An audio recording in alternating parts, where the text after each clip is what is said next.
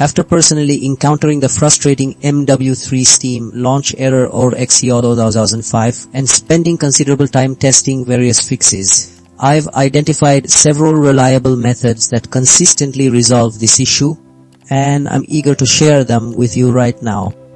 First, we tackle verifying game files through Steam. This method is crucial because corrupted or incomplete game files are a primary culprit behind application errors like 0xC00005.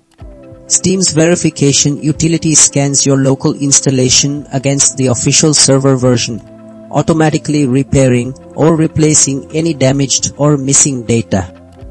This ensures the game's executable and essential assets are perfectly aligned and intact, preventing memory access violations or execution failures that cause the error. Next, we address updating your graphics drivers.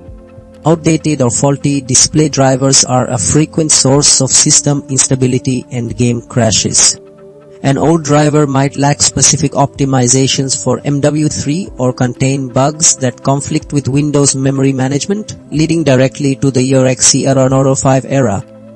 Updating to the latest version ensures your graphics card communicates efficiently with the operating system and the game, handling rendering without glitches. Our third approach involves running the game as an administrator.